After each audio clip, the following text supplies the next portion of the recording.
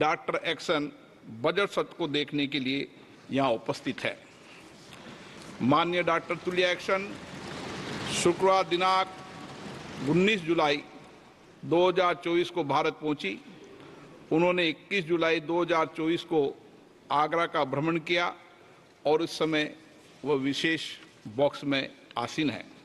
हम भारत में उनके सुखद और सफल प्रवास की कामना करते हैं। हम अंतर संसदीय संघ के प्रेसिडेंट के रूप में उनकी भूमिका के लिए सफलता की भी कामना करते हैं। उनके माध्यम से हम तंजानिया गणराज्य की संसद के सदस्यों, तंजानिया की सरकार तथा वहां की मित्र जनता को बधाई और शुभकामनाएं देते हैं। माननीय सदस्यगण, जैसा कि आपको समाचार भाग 2 के माध्यम से पहले ही सूचित किया जा चुका है कि माननीय वित्त मंत्री जी के बजट भाषण की प्रतियां हार्ड कॉपी के रूप में उपलब्ध कराई जाएगी। अतः बजट प्रस्तुत हो जाने के पश्चात माननीय सदस्य कृपया बजट भाषण की अपनी अपनी प्रति प्रकाशन काउंटर से प्राप्त कर लें। आपको ये भी सूचित किया जाता है कि माननीय मंत्री द्वारा बजट प्रस्तुत किए जाने के पश्चात बजट की प्रतियां आपको मेंबर्स पोर्टल के माध्यम से भी उपलब्ध करा दी जाएगी। माननीय वित्त मंत्री Shrimati Nirmala Sitharaman.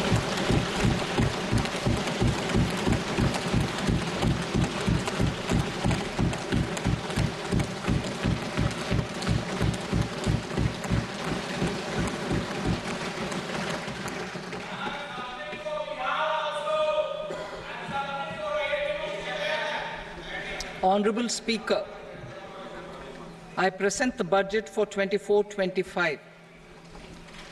Introduction. The people of India have reposed their faith in the government led by Honorable Prime Minister Shri Narendra Modi and re-elected it for a historic third term under his leadership.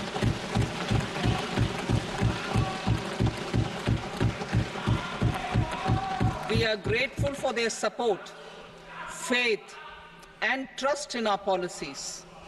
We are determined to ensure that all Indians, regardless of religion, caste, gender, and age, make substantial progress in realizing their life goals and aspirations. Global context. The global economy, while performing better than expected, is still in the grip of policy uncertainties. Elevated asset prices, political uncertainties, and shipping disruptions continue to pose significant downside risks for growth and upside risks to inflation.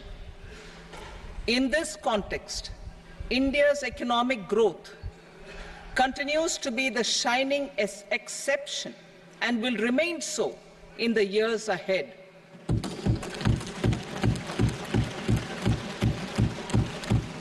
India's inflation continues to be low, stable, and moving towards the 4% target. Core inflation, that is non-food and non-fuel, currently is 3.1%. Steps are being taken to ensure supplies of perishable goods reach markets adequately.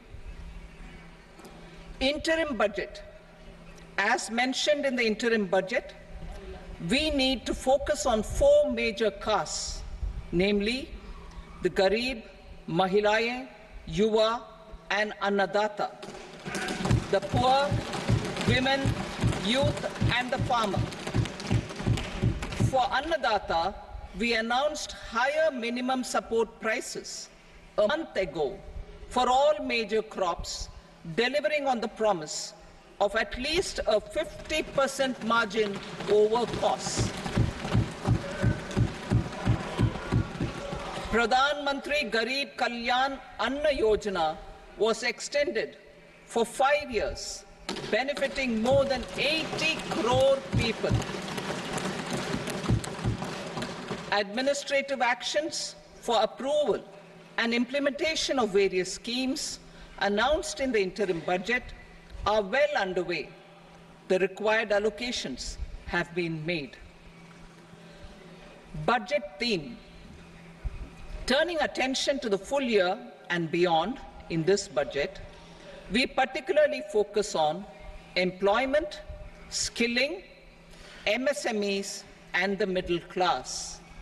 I am happy to announce the Prime Minister's package of 5 schemes and initiatives to facilitate employment, skilling, and other opportunities for 4.1 crore youth over a 5-year period,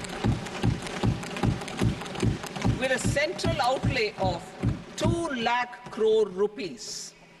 I will speak about them shortly, while more details may be seen in the annexure. This year, I've made a provision of 1.48 lakh rupees, 1.48 lakh crore rupees for education, employment, and skilling. Budget priorities. The people have given a unique opportunity to our government to take the country on the path of strong development and an all-round prosperity. In the interim budget, we promise to present a detailed roadmap for our pursuit of Vikasit Bharat. In line with the strategy set out in the interim budget, this budget envisages sustained efforts on the following 9 priorities for generating ample opportunities for all. Number 1, productivity and resilience in agriculture. Number 2, employment and skilling. Number 3, inclusive human resource development and social justice. 4, manufacturing and services. 5, urban development. 6, energy security. 7, infrastructure. 8, innovation, research and development. And 9, next generation reforms. Subsequent budgets will build on these and add more priorities and actions. A more detailed formulation will be carried out as part of the economic policy framework, about which I will speak later in this speech. This budget details some of the specific actions to be initiated in the current year towards fulfillment of these priorities, with potential for transformative changes. The budget also covers some of the previously made announcements, with intent to strengthen them and step up their implementation for expediting our journey towards the goal of Vikasit Bharat. Priority 1, productivity and resilience in agriculture. Transforming agricultural research. Our government will undertake a comprehensive review of the agricultural research setup to bring the focus on raising productivity and developing climate-resilient varieties. Funding will be provided in challenge mode, including to the private sector. Domain experts, both from the government and outside, will oversee the conduct of such research. Release of new varieties. New 109 high-yielding and climate-resilient varieties of 32 field and horticultural crops will be released for cultivation by farmers. Natural farming. In the next 2 years, 1 crore farmers across the country will be initiated into natural farming, supported by certification and branding. Implementation will be through scientific institutions and willing gram panchayats. 10,000 need-based bio-input resource centers will be established. Missions for pulses and oilseeds. For achieving self-sufficiency in pulses and oilseeds, we will strengthen their production, storage, and marketing. As announced in the interim budget, a strategy is being put in place to achieve Atmanirbharta for oil seeds such as mustard, groundnut, sesame, soybean, and sunflower. Vegetable production and supply chains. Large-scale clusters for vegetable production will be developed closer to major consumption centers. We will promote farmer-producer organizations, cooperatives, and startups for vegetable supply chains, including for collection and storage and marketing. Digital public infrastructure for agriculture. Buoyed by the success of the pilot project, our government, in partnership with the states, will facilitate the implementation of the digital public infrastructure in agriculture for coverage of farmers and their lands in 3 years. During this year, digital crop survey for Kharif using the DPI will be taken up in 400 districts. The details of 6 crore farmers and their lands will be brought into the farmer and land registries. Further, the issuance of Jan Samarth-based Kisan credit cards will be enabled in 5 states. Shrimp production and export. Financial support for setting up a network of nucleus breeding centers for shrimp brood stocks will be provided. Financing for shrimp farming, processing, and export will be facilitated through NABARD. National cooperation policy. Our government will bring out a national cooperation policy for systematic, orderly, and all-round development of the cooperative sector, fast-tracking growth of rural economy and generation of employment opportunities on a large scale will be the policy goal. This year, I have made a provision of 1.52 lakh crore rupees for agriculture and allied sectors.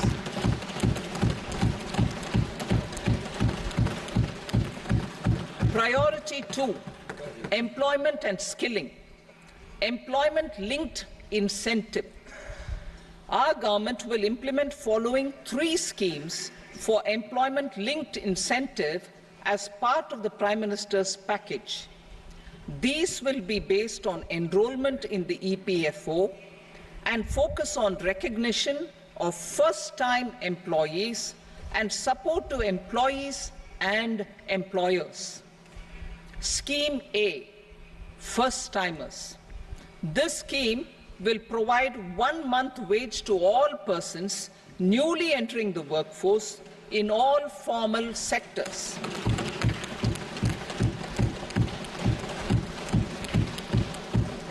Direct benefit transfer of 1 month's salary in 3 installments to first-time employees as registered in the EPFO will be up to 15,000 rupees. The eligibility limit will be a salary of 1 lakh per month. The scheme is expected to benefit 210 lakh youths.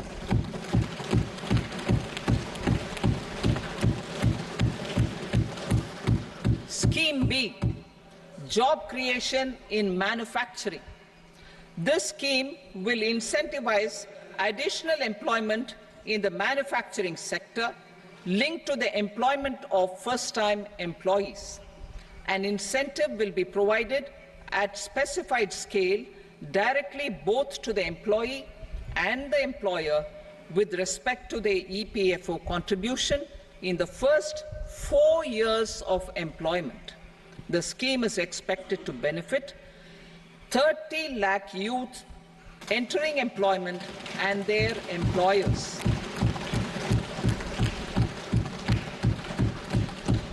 Scheme C, support to employers. This employer-focused scheme will cover additional employment in all sectors. All additional employment within a salary of 1 lakh rupee per month will be counted. The government will reimburse to employers up to 3,000 rupees per month for 2 years towards the EPFO contribution for each additional employee. The scheme is expected to incentivize additional employment of 50 lakh persons.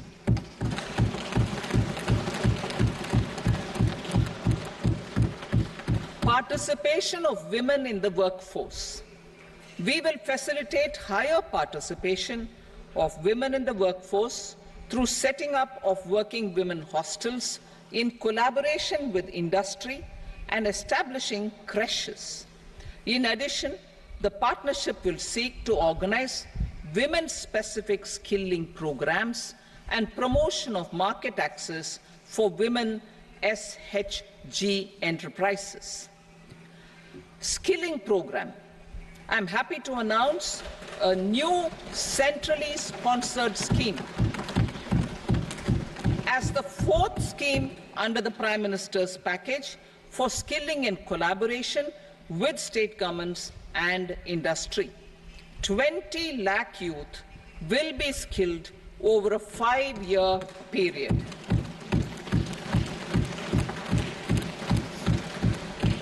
"1,000 industrial training institutes will be upgraded in hub and spoke arrangements with outcome orientation. Course content and design will be aligned to the skill needs of industry, and new courses will be introduced for emerging needs." Skilling loans. The model skill loan scheme will be revised to facilitate loans up to 7.5 lakh rupees with a guarantee from a government-promoted fund. This measure is expected to help 25,000 students every year.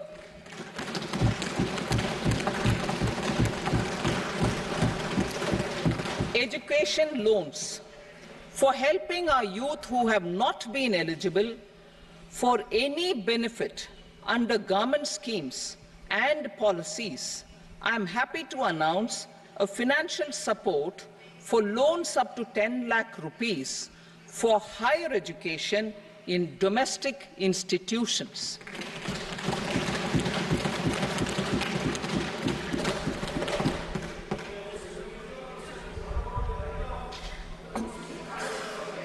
E-vouchers for this purpose.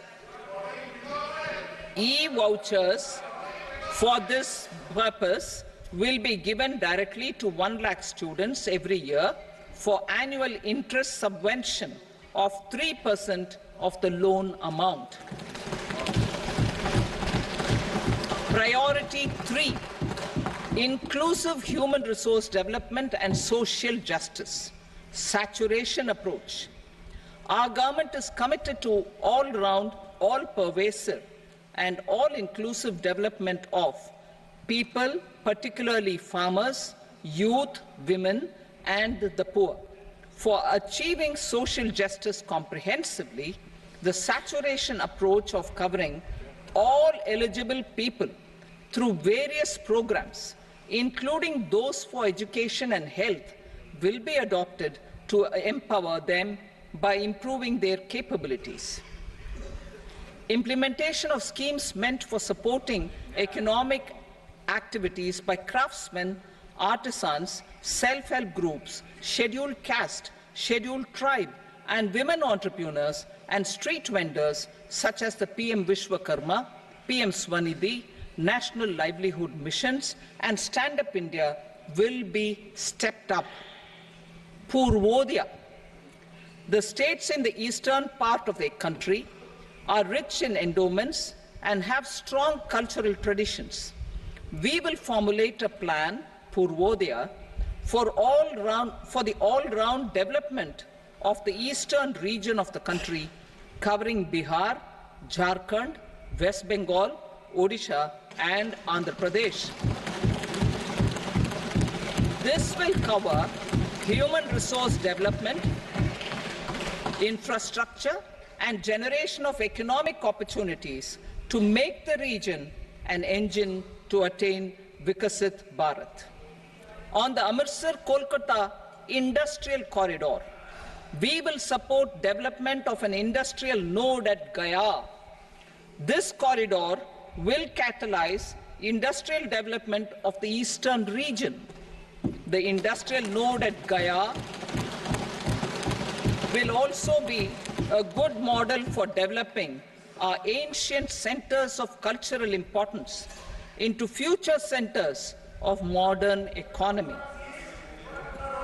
This model shall showcase Vikas B, Virasat B in our growth trajectory. We will also support development of road connectivity projects, namely 1. Patna-Purnia Expressway, 2. Buxar-Bhagalpur Expressway, 3. Bodh Gaya, Rajgir, Vaishali and Darbhanga spurs, and 4. Additional 2-lane bridge over River Ganga at Buxar at a total cost of 26,000 crore rupees.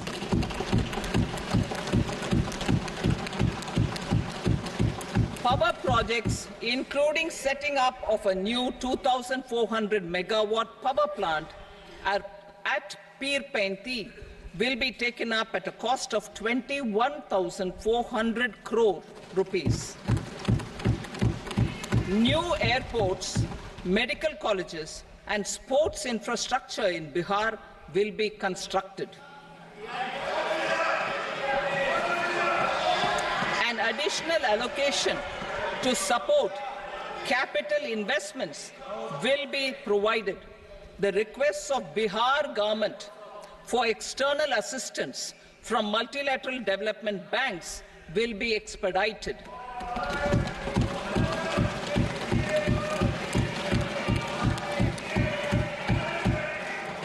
Andhra Pradesh Reorganization Act. Our government has made concerted efforts to fulfill the commitments in Andhra Pradesh Reorganization Act.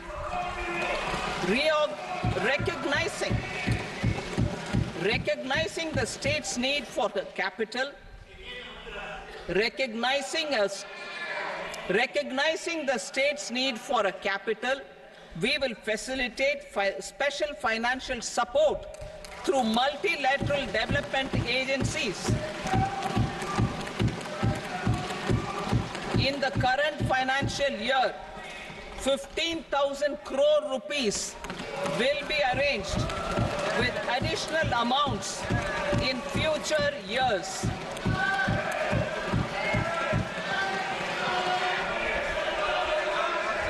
Our government is fully committed to financing and early completion of the Polavaram irrigation project, which is the lifeline for Andhra Pradesh and its farmers. This will facilitate our country's food security as well. Under the Andhra Pradesh Reorganization Act, for promoting industrial development, funds will be provided for essential infrastructure such as water, power, railways, and roads. In Kopparthi node on the Visakhapatnam-Chennai Industrial Corridor and Varavakal node on the Hyderabad-Bengaluru Industrial Corridor. An additional allocation will be provided this year towards capital investment for economic growth. Grants for backward regions of Rayalaseema, Prakasham, North Coastal Andhra, as stated in the Act, will be provided. PM Awas Yojana. 3 crore additional houses under the PM Awas Yojana in rural and urban areas in the country have been announced, for which the necessary allocations are being made. women-led development. For promoting women-led development, the budget carries an allocation of more than 3 lakh crore for schemes benefiting women and girls. This signals our government's commitment for enhancing women's role in economic development. Pradhan Mantri Janjatiya Unnat Gram Abhiyan, for improving the socio-economic condition of tribal communities, we will launch the Pradhan Mantri Janjatiya Unnat Gram Abhiyan by adopting saturation coverage for tribal families in tribal majority villages and aspirational districts.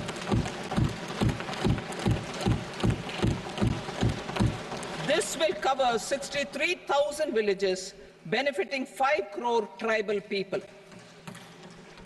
Bank branches in northeastern region. More than 100 branches of India Post Payment Bank will be set up in the northeast region to expand the banking services.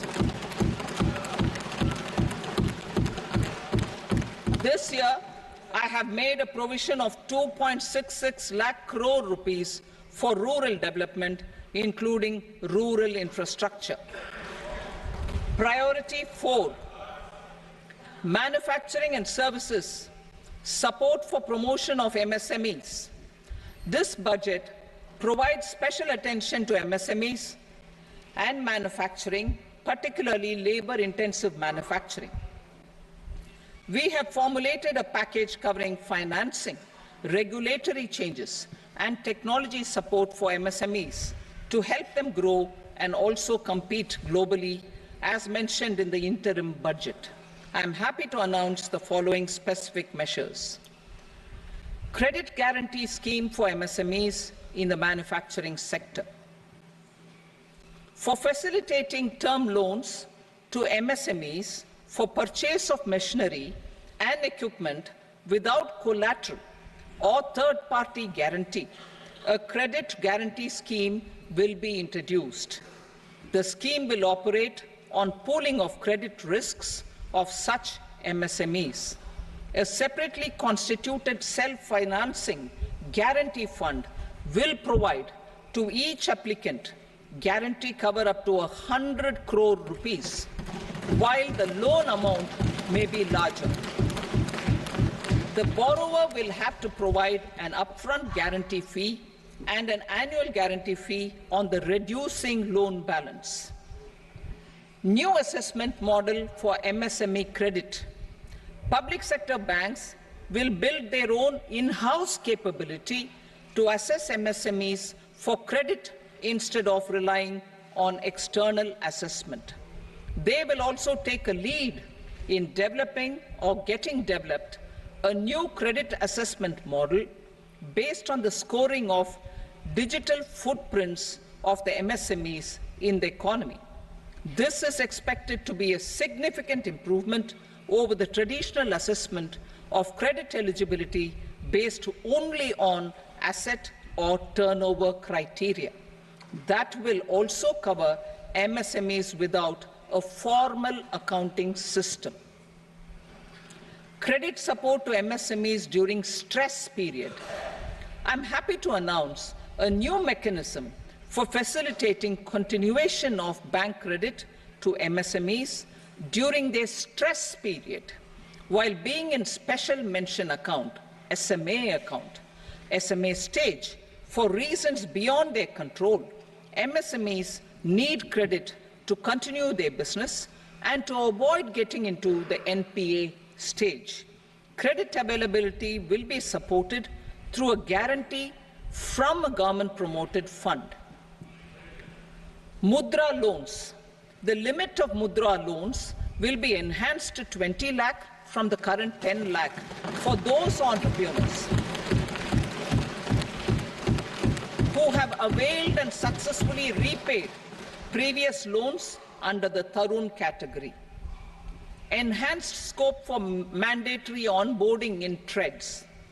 For facilitating MSMEs to unlock their working capital by converting their trade receivables into cash I propose to reduce the turnover threshold of buyers for mandatory onboarding on the TREADS platform from rupees 500 crore to 250 crore rupees. This measure will bring 22 more CPSCs and 7,000 more companies onto the platform. Medium enterprises will also be included in the scope of the suppliers. SIDBI branches in MSME clusters. SIDBI will open new branches to expand its reach to serve all major MSME clusters within 3 years and provide direct credit to them. With the opening of 24 such branches this year, the service coverage will expand to 168 out of 242 major clusters. MSME units for food irradiation, quality and safety testing.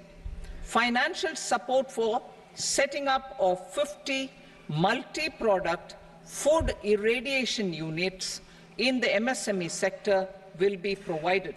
Setting up of 100 food quality and safety testing labs with NABL accreditation will be facilitated. E-commerce export hubs to enable MSMEs and traditional artisans to sell their products in international markets. E-commerce export hubs will be set up in public-private partnership mode. These hubs, under a seamless regulatory and logistic framework, will facilitate trade and export-related services under one roof. Measures for promotion of manufacturing and services. Internship in top companies. As the fifth scheme under Prime Minister's package, our government will launch a comprehensive scheme for providing internship opportunities in 500 top companies to 1 crore youth in 5 years. They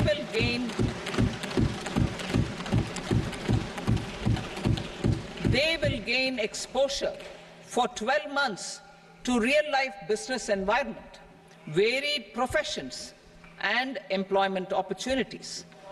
An internship allowance of 5,000 per month, 5,000 rupees per month, along with a one-time assistance of 6,000 rupees will be provided.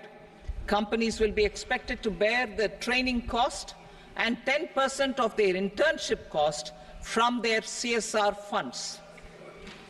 Industrial parks. Our government will facilitate development of investment-ready, plug-and-play industrial parks with complete infrastructure in or near 100 cities in partnership with the states and private sector by better using town planning schemes. 12 industrial parks under the National Industrial Corridor Development Program also will be sanctioned.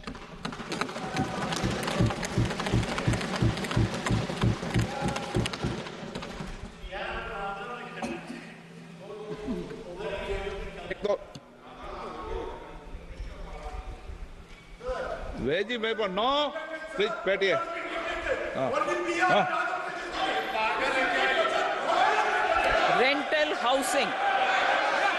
Rental housing with dormitory type accommodation for industrial workers will be, just 1 minute. Rental housing, I repeat, rental housing with dormitory type accommodation for industrial workers will be facilitated in PPP mode with VGF support and commitment from anchor industries.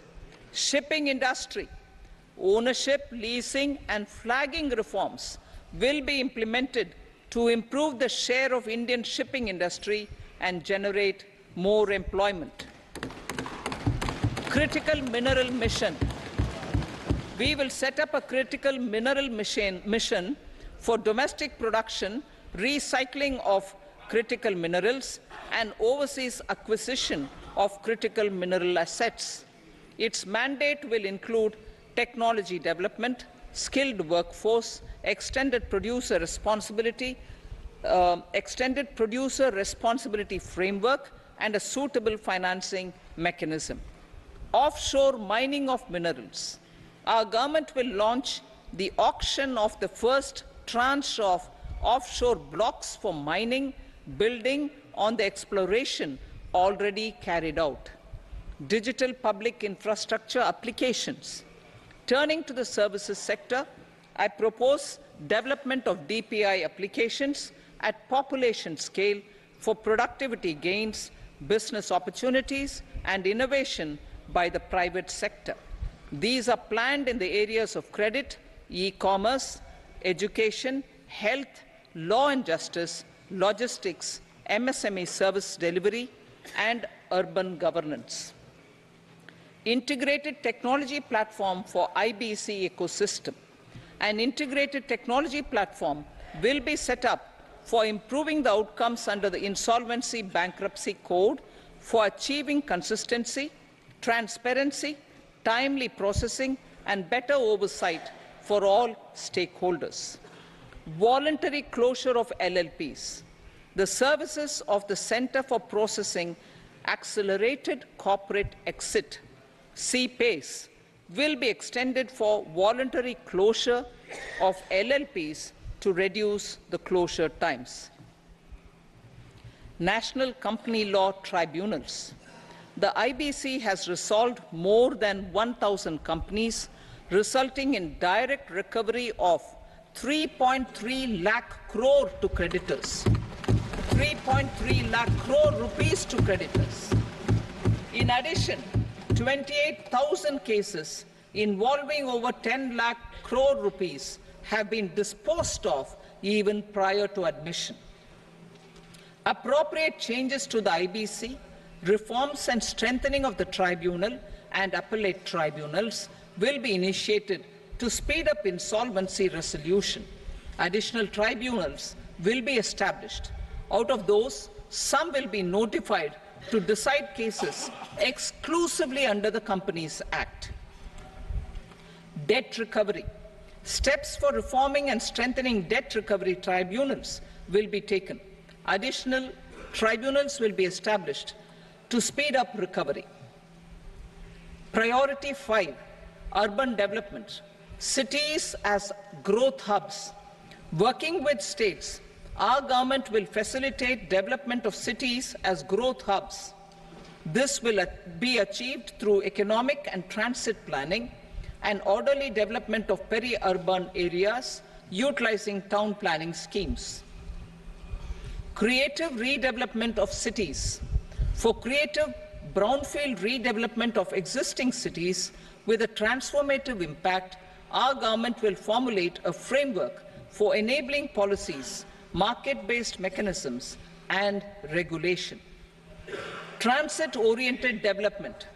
Transit-oriented development plans for 14 large cities with a population above 30 lakh will be formulated, along with an implementation and financing strategy. Urban housing. Under the PM Awas Yojana, Urban 2.0, housing needs of 1 crore urban poor and middle-class families will be addressed with an investment of 10 lakh crore rupees. This will include the central assistance of 2.2 lakh crore rupees in the next 5 years. A provision of interest subsidy to facilitate loans at affordable rates is also envisaged. In addition, enabling policies and regulations for efficient and transparent rental housing markets with enhanced availability will also be put in place. Water supply and sanitation. In partnership with state governments and multilateral development banks, we will promote water supply, sewage treatments, and solid waste management projects and services for 100 large cities through bankable projects. These projects will also envisage use of treated water for irrigation and filling up of tanks in nearby areas. Street markets. Building on the success of PM Swanidhi's scheme in transforming the lives of street vendors, our government envisions a scheme to support each year, over the next 5 years, the development of 100 weekly carts or street food hubs in select cities. Stamp duty.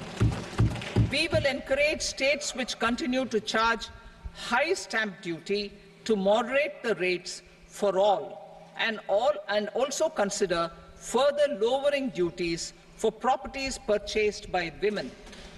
This reform will be made an essential component of urban development schemes. Priority 6, energy security, energy transition. In the interim budget, I had announced our strategy to sustain high and more resource-efficient economic growth, along with the energy security in terms of availability, accessibility, and affordability. We will bring out a policy document on appropriate energy transition pathways that balances the imperatives of employment, growth, and environmental sustainability. PM Surya Ghar Muft Bijli Yojana. PM Surya Ghar Muft Bijli Yojana. In line with the announcement in the interim budget,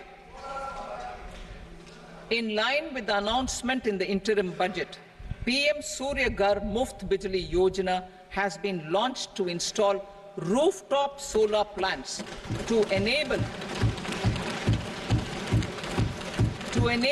1 crore households obtain free electricity up to 300 units every month. The scheme has generated remarkable response with more than 1.28 crore registrations and 14 lakh applications, and we will further encourage it. Pumped storage policy. A policy for promoting pumped storage projects will be brought out for electricity storage and facilitating smooth integration of the growing share of renewable energy with its variable and intermittent nature in the overall energy mix. Research and development of small and modular nuclear reactors. Nuclear energy is expected to form a very significant part of the energy mix for Vikasit Bharat. Towards that pursuit, our government will partner with the private sector for 1. Setting up Bharat Small Reactors, 2. Research and development of Bharat Small Modular Reactor, and 3. Research and development of newer technologies for nuclear energy. The R&D funding announced in the interim budget will be made available for this sector also. Advanced ultra supercritical thermal power plants. The development of indigenous technology for advanced ultra supercritical thermal power plants with much higher efficiency has been completed. A joint venture between NTPC and BHEL will set up a full-scale 800 megawatt commercial plant using AUSC technology. The government will provide the required fiscal support. Moving forward, development of indigenous capacity for the production of high-grade steel and other advanced metallurgy materials for these plants will result in strong spin-off benefits for the economy.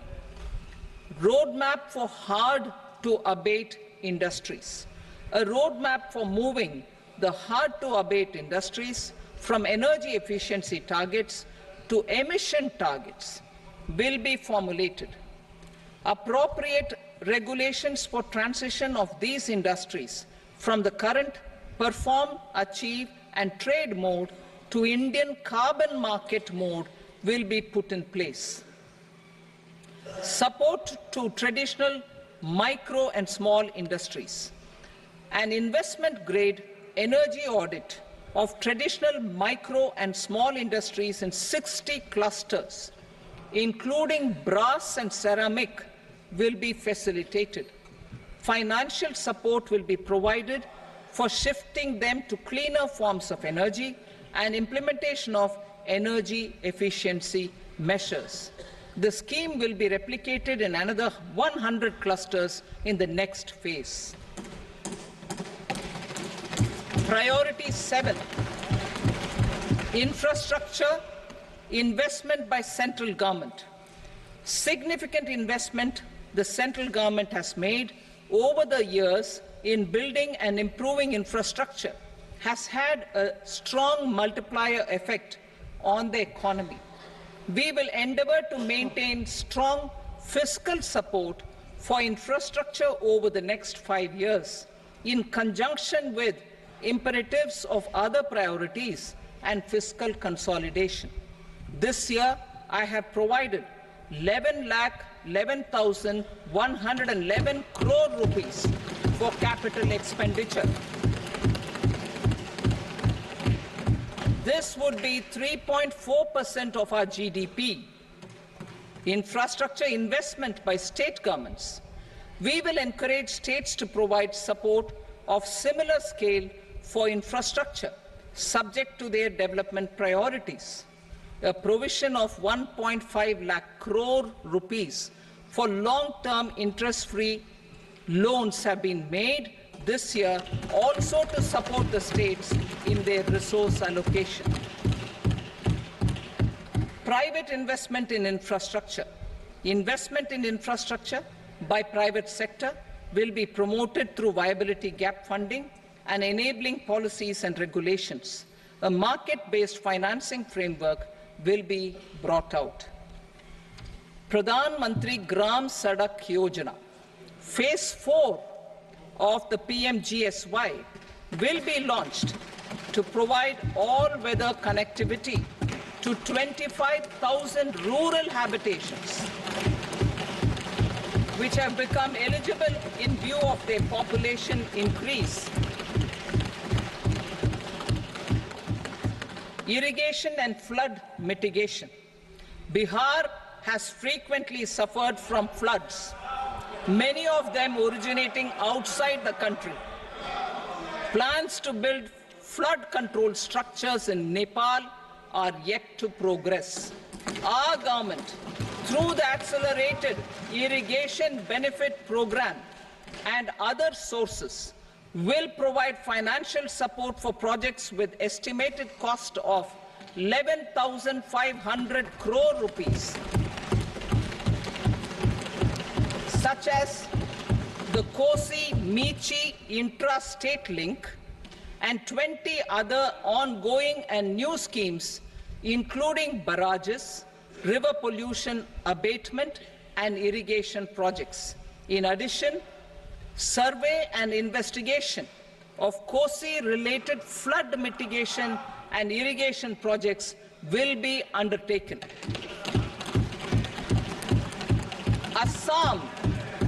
Assam grapples with floods every year by the Brahmaputra River and its tributaries originating outside India. We will provide assistance to Assam for flood management and related projects.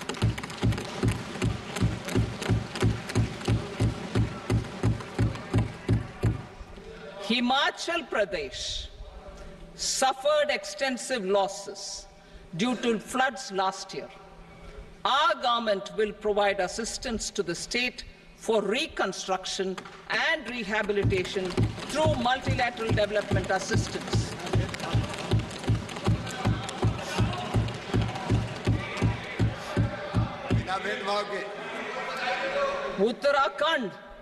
Uttarakhand too suffered losses due to cloudbursts and massive landslides.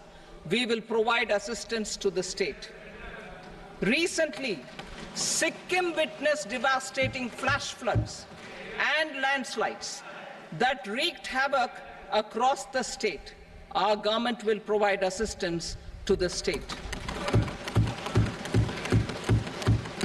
Tourism. Tourism has always been a part of our civilization. Our efforts in positioning India as a global tourist destination will also create jobs, stimulate investments, and unlock economic opportunities for other sectors. In addition to the measures outlined in the interim budget, I propose the following measures. Vishnupad Temple at Gaya and Mahabodhi Temple at Bodh Gaya in Bihar are of immense spiritual significance. Comprehensive development of Vishnupad Temple Corridor and Mahabodhi Temple Corridor will be supported, modeled on the successful Kashi Vishwanath Temple Corridor to transform them into world-class pilgrim and tourist destinations. Rajgir holds immense religious significance for Hindus, Buddhists and Jains.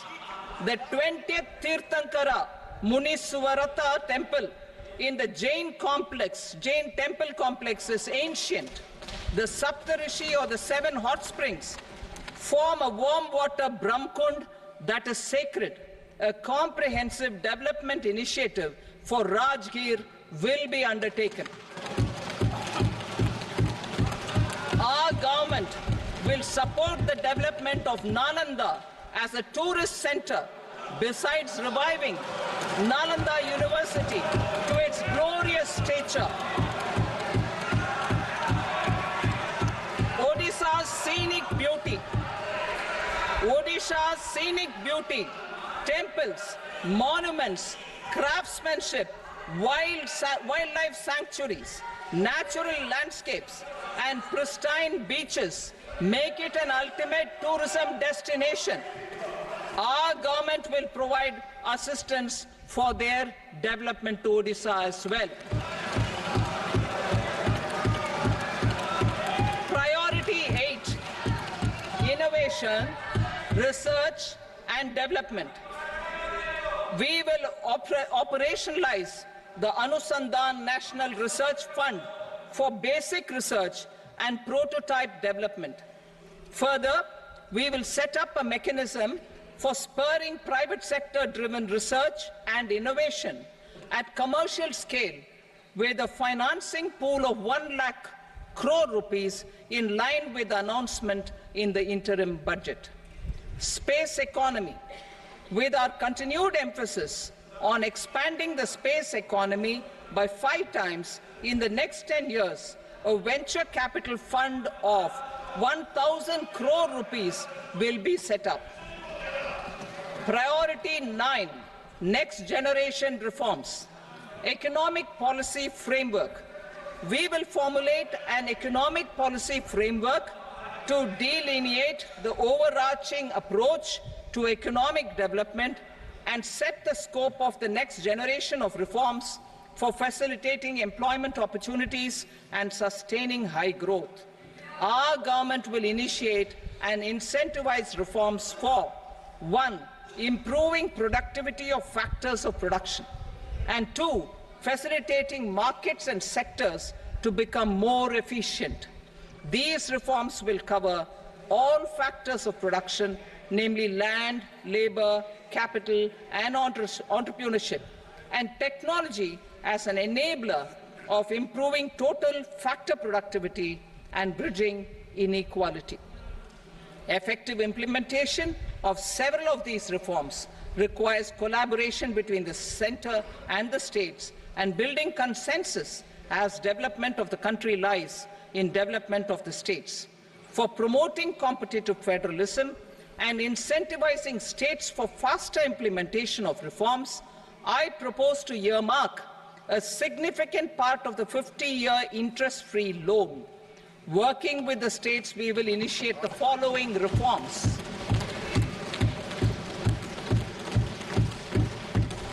Land-related reforms and actions, both in the rural and urban areas, will cover land administration, will cover 1. Land administration, planning and management, and 2. Urban planning usage and building bylaws. These will be incentivized for completion within the next 3 years through appropriate fiscal support. Rural land-related actions. Rural land-related actions will include 1. Assignment of unique land parcel identification number, UL PIN, or Bhu Aadhaar for all lands. 2. Digitization of cadastral maps. 3. Survey of subdivisions, survey of map subdivisions as per current ownership. 4. Establishment of land registry. And 5. Linking to the farmers registry. These actions will also facilitate credit flow and other agricultural services. Urban land-related actions. Land records in urban areas will be digitized with GIS mapping. An IT-based system for property record administration, updating, and tax administration will be established. These will also facilitate improving the financial position of urban local bodies. Labor-related reforms. Services to labor. Our government will facilitate the provision of a wide array of services to labor, including those for employment and skilling. A comprehensive integration of e-Shram portal with other portals will facilitate such one-stop solution. Open architecture databases for the rapidly changing labor market, skill requirements, and available job roles, and a mechanism to connect job aspirants with potential employers and skill providers will be covered in these services. Shram Suvidha and Samadhan portal. Shram Suvidha and Samadhan portal will be revamped to enhance ease of compliance for industry and trade. Capital and entrepreneurship related reforms, financial sector vision and strategy. For meeting financing needs of the economy, our government will bring out a financial sector vision and strategy document to prepare the sector in terms of size, capacity, and skills. This will set the agenda for the next 5 years and guide the work of the government, regulators, financial institutions, and market participants. Taxonomy for climate finance. We will develop taxonomy for climate finance for enhancing the availability of capital for climate adaptation and mitigation. This will support achievement of the country's climate commitments and green transition. Variable capital company structure. We will seek the required legislative approval for providing an efficient and flexible mode for financing leasing of aircrafts and ships and pooled funds of private equity through a variable company structure. Foreign direct investments and overseas investment. The rules and regulations for foreign direct investment and overseas investments will be simplified to 1. Facilitate foreign direct investments, 2. Nudge prioritization, and 3. Promote opportunities for using Indian rupee as a currency for overseas investment. NPS Vatsalya. NPS Vatsalya, a plan for contribution by parents and guardians for minors, will be started. On attaining the age of majority, the plan can be converted seamlessly into a normal NPS account. Use of technology. We have successfully used technology for improving productivity and bridging inequality in our economy during the past 10 years.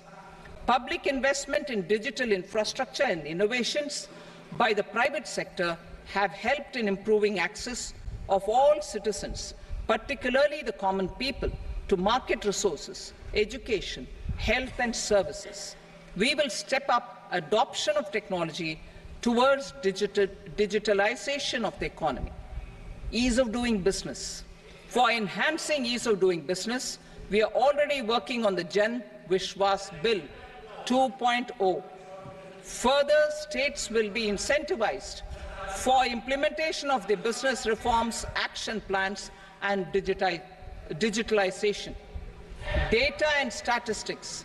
For improving data governance, collection, processing and management of data and statistics, different sectoral databases, including those established under the Digital India Mission, will be utilized with active use of technology tools.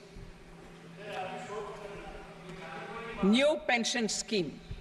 The committee to review the NPS has made considerable progress in its work. I am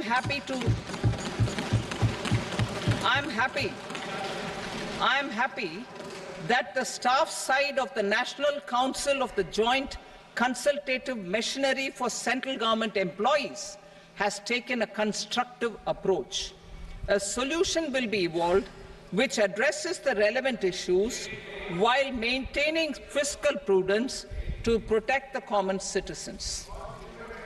Budget estimates for 24-25. For the year 24-25, total receipts other than borrowings and the total expenditure are estimated at 32.07 lakh crore rupees and 48.21 lakh crore rupees respectively. The net tax receipts are estimated at 25.83 lakh crore rupees. The fiscal deficit is estimated at 4.9% of the GDP. The gross and the net market borrowings through dated securities during 24-25 are estimated at 14.01 lakh crore rupees and 11.63 lakh crore rupees respectively. Both will be less than that in 23-24. The fiscal consolidation path announced by me in 2021 has served our economy very well, and we aim to reach the deficit below 4.5% next year. The government is committed to staying the course. From 2026-27 onwards, our endeavour will be to keep the fiscal deficit each year such that the central government's debt will be on a declining path as percentage of GDP. I will now move to Part B.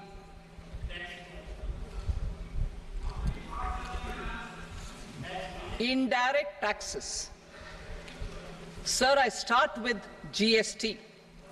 It has decreased tax incidence on the common man, reduced compliance burden and logistics cost for trade and industry, and enhanced revenues of the central and the state governments. It is a success of vast proportions. To multiply the benefits of GST, we will strive to further simplify and rationalize the tax structure and endeavour to expand it to the remaining sectors. My proposals for customs duties intend to support domestic manufacturing, deepen local value addition, promote export competitiveness, and simplify taxation while keeping the interest of the general public and consumers surmount. In Budget 22-23, we reduced the number of customs duty rates. I propose to undertake a comprehensive review of the rate structure over the next 6 months to rationalize and simplify it for ease of trade, removal of duty inversion, and reduction of disputes. I shall now take up sector-specific customs duty proposals. Medicine and medical equipments. To provide relief to cancer patients, I propose to fully exempt 3 more medicines from customs duties.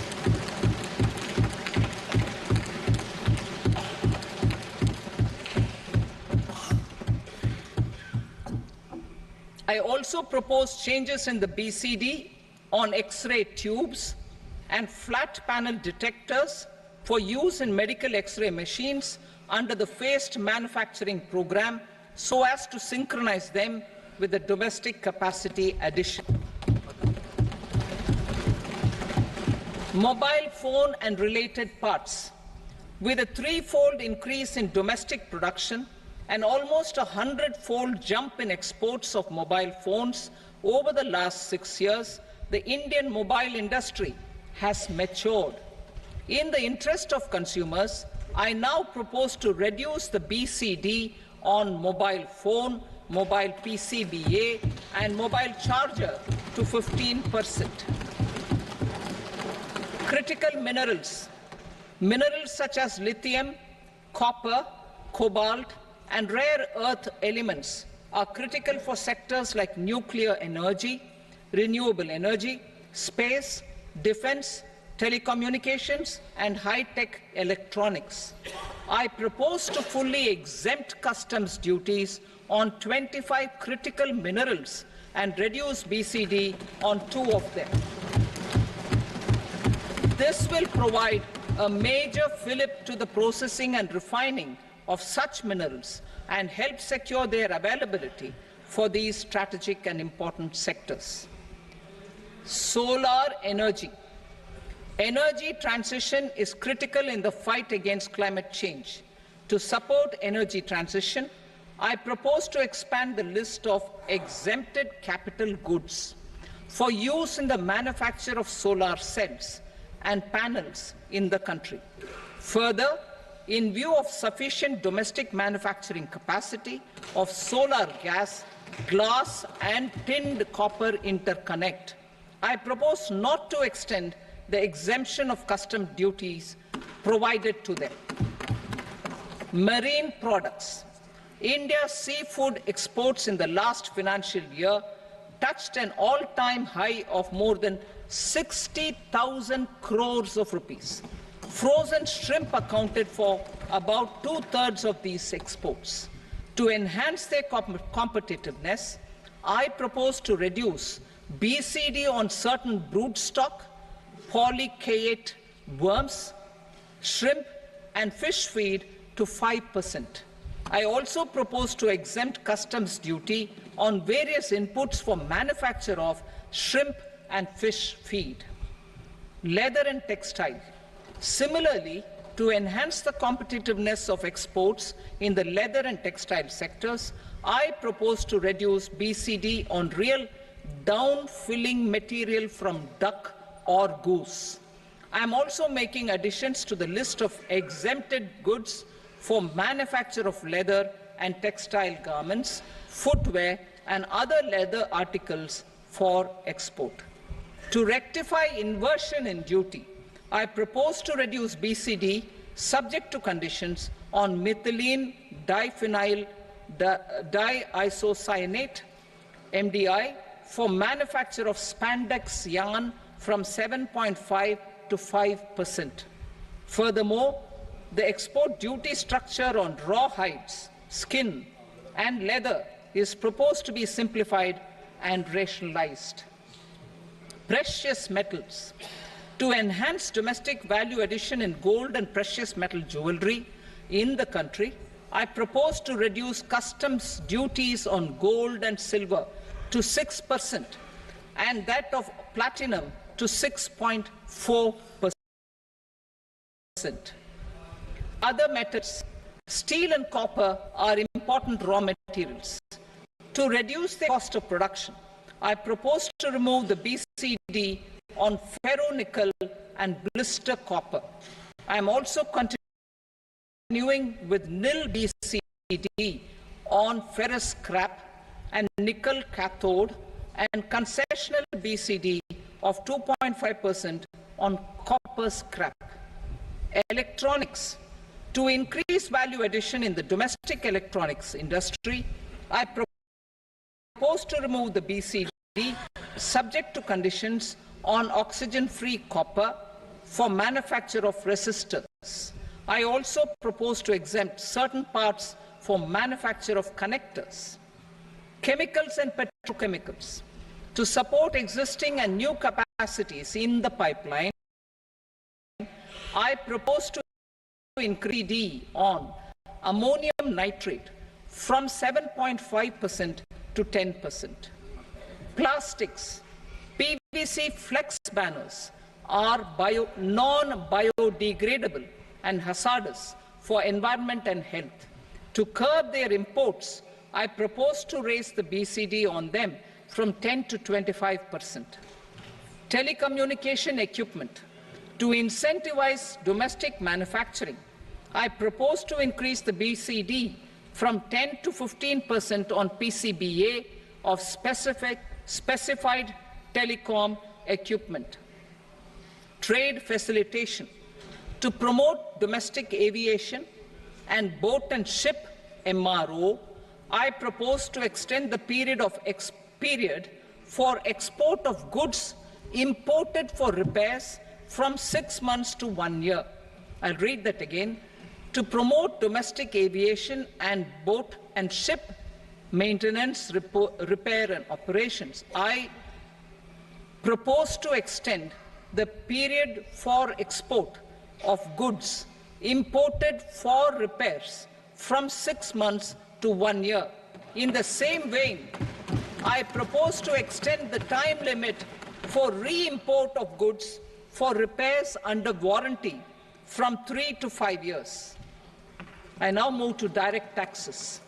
We will continue our efforts to simplify taxes, improve taxpayer services, provide tax certainty, and reduce litigation while enhancing revenues for funding the development and welfare schemes of the government. It has been our endeavour to simplify taxation. We have taken a number of measures in the last few years, including introduction of simplified tax regimes without exemptions and deductions for corporate tax and for personal income tax. This has been appreciated by taxpayers. 58% of corporate tax came from the simplified tax regime in the financial year 22-23. Similarly, as per data available till now, for the last fiscal, more than 2/3 have availed the new personal income tax regime. Comprehensive review of the Income Tax Act. I am now announcing a comprehensive review of the Income Tax Act 1961. The purpose is to make the Act concise, lucid, easy to read and understand. This will reduce disputes and litigation, thereby providing tax certainty to the taxpayers. I will also bring down the demand embroiled in litigation. It is proposed to be completed in 6 months. A beginning is being made in the Finance Bill by simplifying the tax regime for charities, TDS rate structures, provisions of reassessment and such provisions, and capital gains taxation. Simplification for charities and TDS. Two tax exemption regimes. The two tax exemption regimes for charities are proposed to be merged into one. The 5% TDS rate on many payments is being merged into the 2% TDS rate, and the 20% TDS rate on repurchase of units by mutual funds or UTI is being withdrawn. TDS rate on e-commerce operators is proposed to be reduced from 1 to 0.1%. Moreover, credit of TCS is proposed to be given in the TDS to be deducted on salary. Further, I propose to decriminalize delay for payment of TDS up to the due date of filing statement for the same. I also plan to provide a standard operating procedure for TDS defaults and simplify and rationalize the compounding guidelines for such defaults. Simplification of reassessment. I propose to thoroughly simplify the provisions for reopening and reassessment. An assessment hereinafter can be reopened beyond 3 years from the end of the assessment year only if the escaped income is 50 lakh rupees or more, up to a maximum period of 5 years from the end of the assessment year. Even in such cases, a time limit of 6 years before the year of the search, as against the existing time limit of 10 years, is being proposed. This will reduce tax uncertainty and disputes.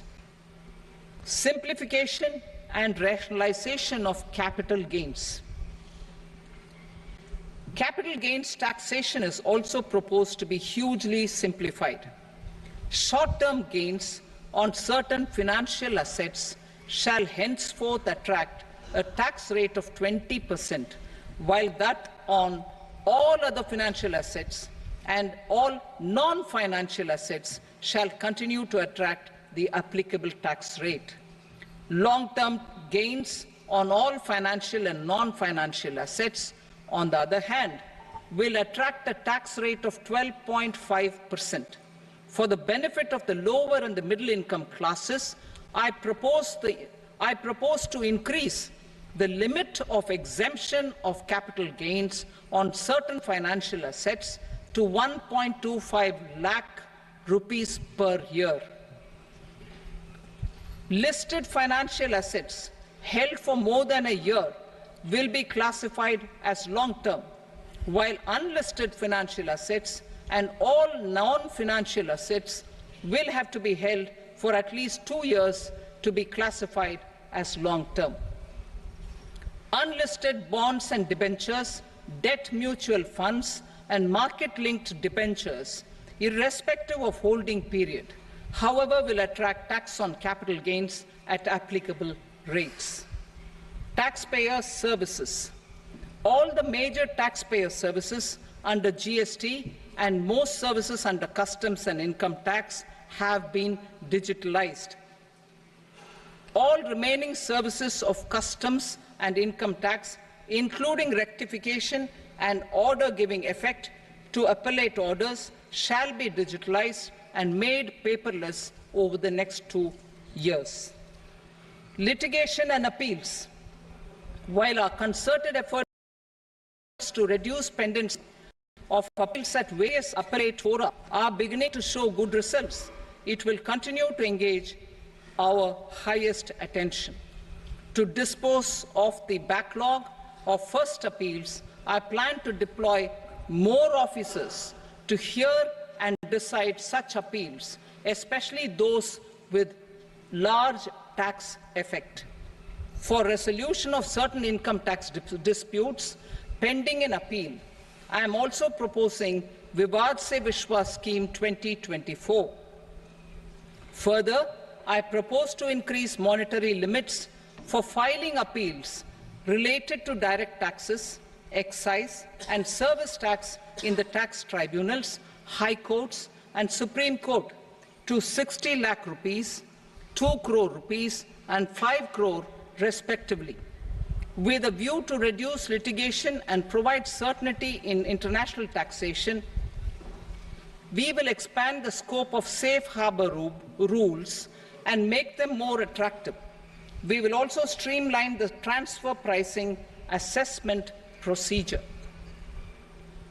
Employment and investment. I have a few proposals to promote investment and foster employment. First of all, to bolster the Indian startup ecosystem, boost the entrepreneurial spirit, and to support innovation, I propose to abolish the so-called angel tax for all classes of investors. Second, there is tremendous potential for cruise tourism in India. To give a fillip to this employment-generating industry, I am proposing a simpler tax regime for foreign shipping companies operating domestic cruises in the country. Third, India is a world leader in the diamond cutting and polishing industry, which employs a large number of skilled workers. To further promote the development of this sector, we would provide for safe harbor rates for foreign mining companies selling raw diamonds in the country. Fourth, to attract foreign capital for our development needs, I propose to reduce the corporate tax rate on foreign companies from 40 to 35%. Deepening the tax base.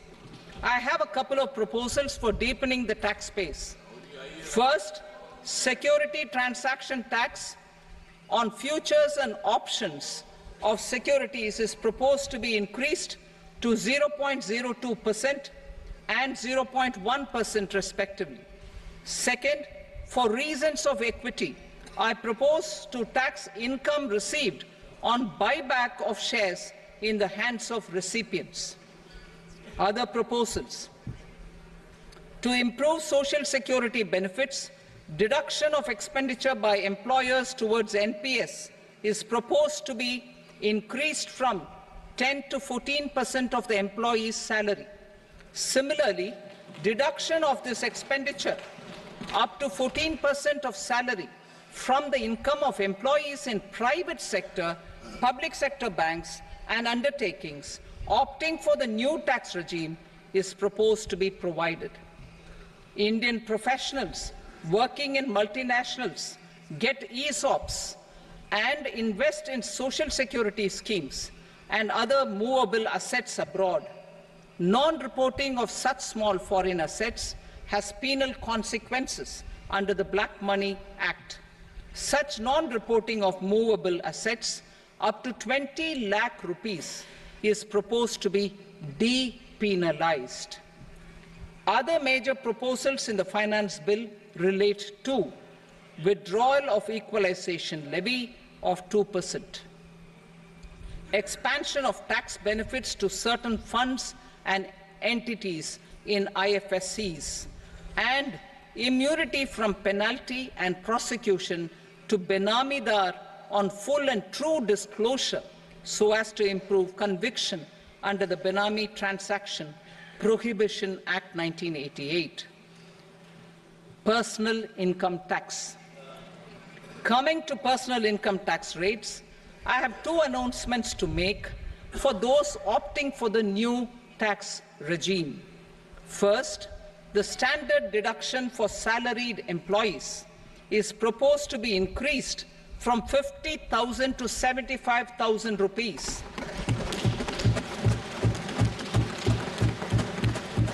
Similarly, deduction on family pension for pensioners is proposed to be enhanced from 15,000 to 25,000 rupees. This will provide relief to about 4 crore salaried individuals and pensioners.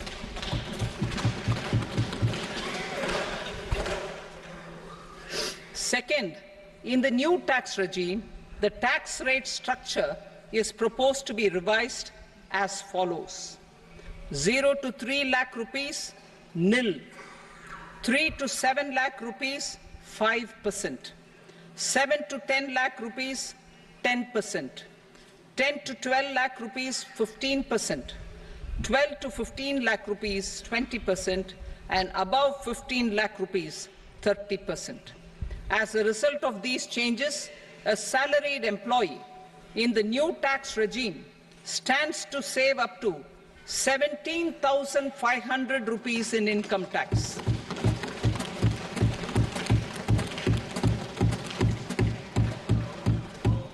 Apart from these, I am also making some other changes as given in the annexure.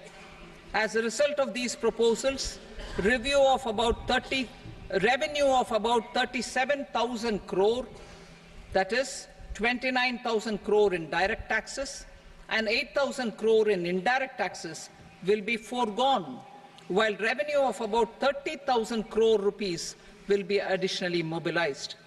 Thus, the total revenue foregone is about 7,000 crores annually. Mr. Speaker, sir, with this, I commend the budget to this august House. Jai Hind.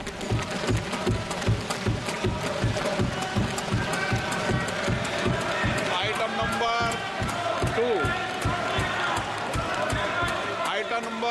2,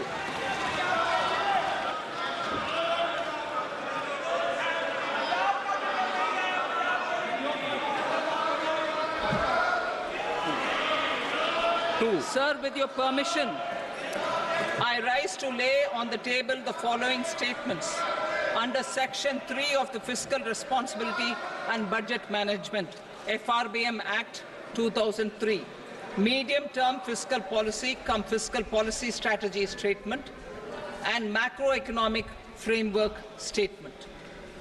item number 3, Sir, with your permission, I rise to move for leave to introduce the Finance Number 2 Bill 2024. प्रश्न ये कि विधेयक को पुनर्स्थापित करने की अनुमति प्रदान की जाए। जो सदस्य इसके पक्ष में हाँ कहें, जो सदस्य विरोध में ना कहें। मेरे विचार में निर्णय हाँ वालों के पक्ष में अनुमति प्रदान की जाती है। माननीय मंत्री जी, अब विधेयक पुनर्स्थापित करें। Sir, I introduce the bill. Item number 4. The Union Territory of Jammu and Kashmir budget. Sir, I rise to present a statement, Hindi and English versions, of the estimated receipts and expenditure of the Union Territory of Jammu and Kashmir for the year 24-25. सभा की कार्रवाई कल बुधवार दिनांक 24 जुलाई 2024 को प्राप्त 11 बजे तक के लिए स्थगित की जाती है।